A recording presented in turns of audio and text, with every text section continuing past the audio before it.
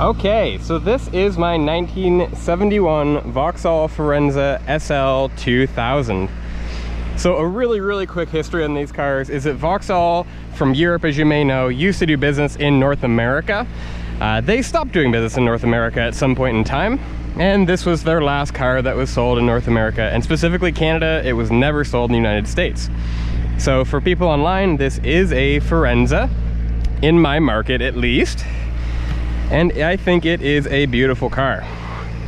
Now, overall, you can see this car exactly is not in perfect condition by any means, but it is a survivor. It has no major rust in this car, and if you actually pop the trunk here, I'm leaving it running just because I'm always nervous to shut this car off and turn it back on again.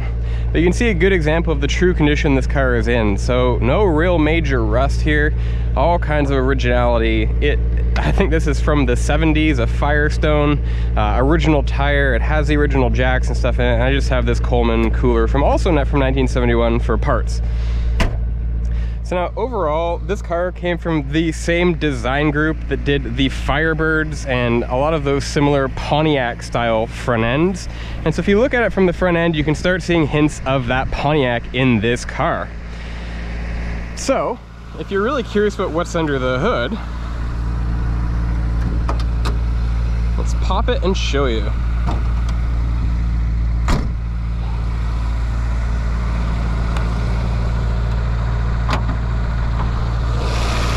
So this is a 2-liter slant 4, so 1/2 of a V8. It's got a single Stromberg 175, and it is a very basic overhead cam motor for the era. It's got to basically redid all of the braking system in it to make sure it was safe, but overall it's running very well right now with this 2-liter. Now you can start seeing from the hood here, the car has a bit of a design to it, a design I actually really truly love. And overall it's in pretty good condition. You can see a couple of these major spots down here, but overall the car is very happy and every single thing on this works except for the windshield washer fluid pump, which I have not figured out yet. We do have to replace it entirely. When we first got this car, it was running like trash, and so it was backfiring. It sounded like it had a lumpy cam in it, all kinds of stuff going on, but we've got it tuned out nicely here and figured we would throw together a video for you before we throw this into storage. So this classic Coke bottle design 1971 Canadian market Vauxhall Firenza SL 2000, let's take it for a drive. You can see here the windows actually have this van style pop out feature on them. They have a little bit of give, so sometimes they just shut on their own, but again, keeping this car as original as possible because it's one of few left in North America entirely. You'll start seeing in the door sills here, it's got a lot of rust prevention going on. Not really much corrosion or rust yet. Really simple door off the bat. It's just a panel and a bit of an armrest, door latch, and mechanical windows, of course. These are also, you actually have to like tighten and loosen this with a screwdriver to make it actually work properly. Overall, it's in very good condition. Functional back seats. We got seat belts for 5 people. We have working rear windows, all decent roof in it still. These even go up and down still actively. The only thing that you have in the back as a luxury is a ashtray, which has never been used. This car was actually owned by General Motors as a reference vehicle for when they were still advertising these. And so this car actually got the parts. So they would take parts off of this car, order parts for a customer's car that had issues once it was done being a marketing car, and the brand new parts would go back on this car, which is why I believe it is one of the only survivors left in North America entirely. So let's take it for a quick drive and see how it drives. Overall, I guess a quick rundown of the interior is you do have a glove box here, pretty simple. We have an open glove box, we have another open glove box, we have these classic just twist style vents. All the fans and the heat actually works perfectly fine in this car. Won't really be able to hear it, but it is on and working perfectly fine. It's got windshield wipers, it's got our lights. Can't really see it, but it's got a nice beautiful green hue to it at nighttime. And we do have a working AM radio. And this is a Christian station that is still on. These actually do work, so if you open the door, the light comes on. Steering wheel is pretty big. My issue is, even with these awesome Peloti driving shoes, you can see my leg makes contact when I'm on the brakes, so it's got a bit of a learning curve to driving it.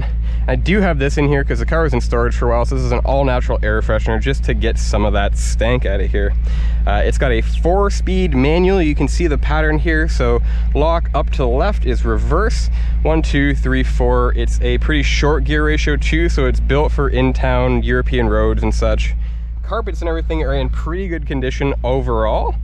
And you can see our gauge cluster is left to right with some interesting numbers. So we have 16, 32, 48, 64 kilometers an hour, and you have your miles per hour up here. The temperature gauges, fuel gauges, and everything are working pretty well in the car. Overall, it's a really happy Survivor. So let's take it for a drive and talk a little bit more about the history and the performance and everything going on with this car today.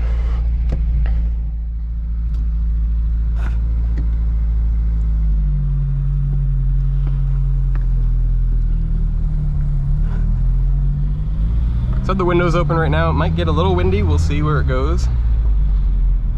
Nice beautiful fall day in Ontario here. You can hear the idle.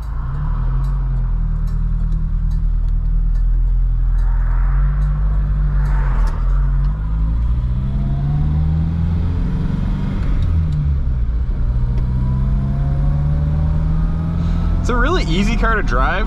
The transmission's in quite good shape, so it actually feels like it goes into gear nicely. The boot on the clutch pedal is actually pretty much gone, so it's kind of open to the elements right now, which we're gonna have to figure out shortly.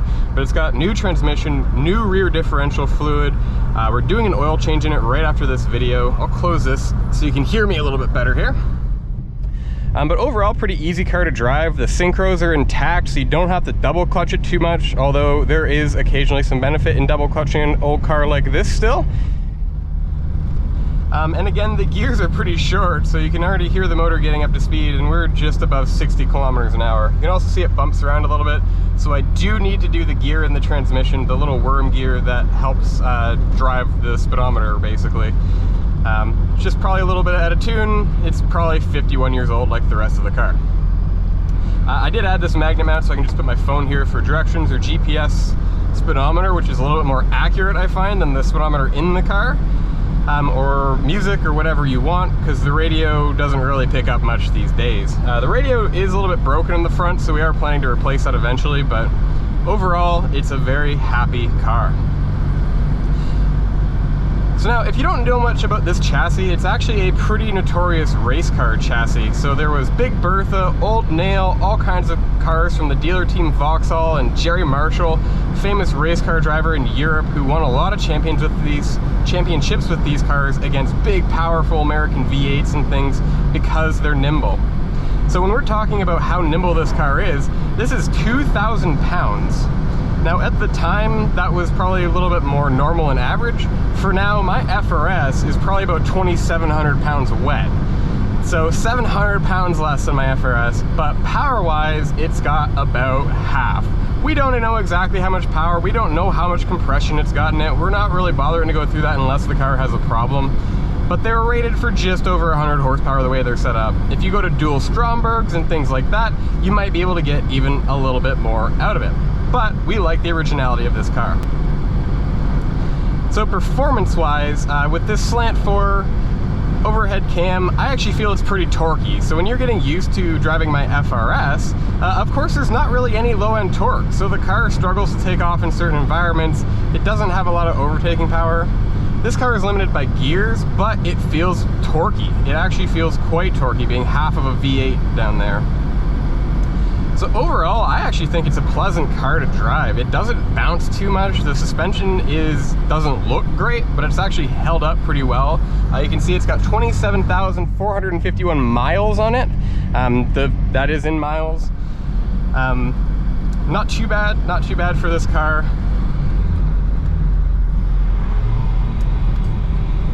Responds well to blip downshifts and things like that. There's also no tachometer, so this is a pure driving by ear type of a car. But as you can see, it shifts pretty well. It's got a bit of a sound to it. Sound could be a lot better. It actually sounded really good when it was very poorly tuned because it was poppy and crackly and it had a low rumble to it and things like that. But now that it's all tuned out nicely between the points ignition, better intake setup, just tuning the intake, vacuum hoses all fixed and things like that, the car sounds healthy. Not as nice, but quite healthy. Going around corners and such, the car feels nice. I always actually really enjoy putting this car around a corner. So the funny thing is this is my second Vauxhall Firenza. My first Vauxhall Firenza does not have a driveline in it. It was dead upon arrival, and this is not something you can source parts for. So pretty much everything in this car you have to cross-reference with another model or make yourself, because there's not really anything around for it anymore. It definitely causes some challenges, but luckily, with the British parts bin that they used to use, there's a lot of swappable parts on the car from other things. So like the whole brake setup is actually out of an MGB right now. There's a couple parts from various Rovers and such. I might recognize this is where I do my exhaust videos in my FRS. I'm not gonna really do an exhaust video in this car. Maybe next year. Leave a comment down below if you want to hear an exhaust video of this car. It is bone stock, and all the baffles have been blown out of the exhaust when it was running poorly. So it's not too bad, it's not too great either, but it's a beautiful car to just drive around with. It's perfectly livable. We actually take this car out on the weekends and do grocery runs and short drives and things with it because it's become pretty reliable in general. It still has its hiccups. We put a lot of care into it to make sure it keeps running. So again, as you're driving, you can hear a lot of road noise. This is a 1971 lightweight car. It doesn't have much noise control. It has a lot of old gaskets and rubber in it, so you can hear lots of wind coming through all over the car and such. See, we do have a brake light there. It is off, but if you don't put it fully down, it does pull up the brake light, just to remind you that your parking brake is on. Oh, get a little pop and crackle there.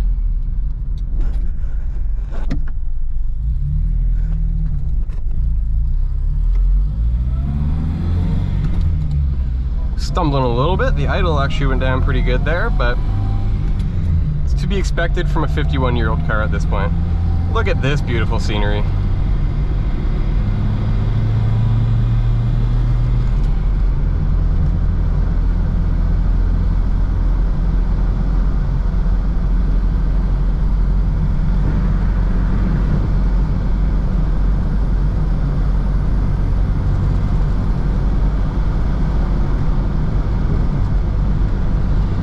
So this car was known as the Fairweather Firenza in Canada because they basically all broke. A bit of the history there, and I would love to do a formal video next year. We failed to do the big higher production video that I wanted to, so I figured I'd do this in an intermediary video. But some of the history is that this car was very poorly received in North America. So it started out with rust and corrosion. These cars did not do well with rust and corrosion. Canada uses a lot of road salts up here in the north, and so our cars die even when they are well built. These cars were not as well built, and so they mostly all died. A second really big piece of the issue with this car is that Stromberg carburetor. Now, normally it wouldn't be too big of an issue if this car was in Europe. Lots of people would understand how to work with it and such. But in North America, the big issue was this was sold through Pontiac Buick dealerships who used traditional North American carburetors. And so when it came to tuning these cars, fuel efficiency issues, things like that, a lot of people did not really understand them. And so a lot of cars became poorly tuned, broke parts because of it and such. And ultimately, most of them died. So we have done some research. We've only found really one other Vauxhall Firenza on the road in Canada, and it's actually a right-hand drive import car with a body kit on it and all kinds of stuff going on. And so as far as an original car, this might be one of the last left in North America as a whole. Funny enough, Speed Hunters, and I think like 2013 or so, ran an article where somebody had a modified V8 swapped Firenza down in the States in an event, and it got quite a lot of attention, which was kind of cool, but haven't really seen another one since. So one of the final pieces is this car was sold as an econo sports car. So it has sports car heritage, but at the end of the day, it's a bit of an econo car. So this car was rated for, I think, almost 40 miles per gallon at the time when it was imported, and I'll say it actually gets it. Like, I've filled this car up probably twice in its life since I've owned it, and it just never goes off full.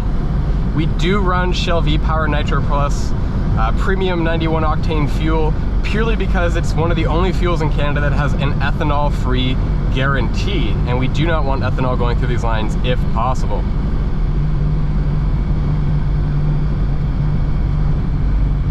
So overall, this is a quirky, rare, fun car that I absolutely love. It's become such a big part of my life. My other car, the first car I got, I was about 13 years old, and we were just looking for something that was interesting and rare. So there was tons of Camaros and Mustangs and stuff all over our local buy and sell forums and stuff at the time. And we just weren't interested. If you go to a show, there are probably about 50 Camaros and Mustangs, maybe 100 combined, and it's not for me. I want something a little bit more interesting and unique. And so we bought the first car, big plans to do engine swaps and everything on it, and those plans are still there, but as you can tell by my wording, it's not done. There has been no progress. So that other car will get an engine swap at some point in time, and you'll see more about it. But it's actually, chassis-wise, almost a little better. It's almost a perfect car.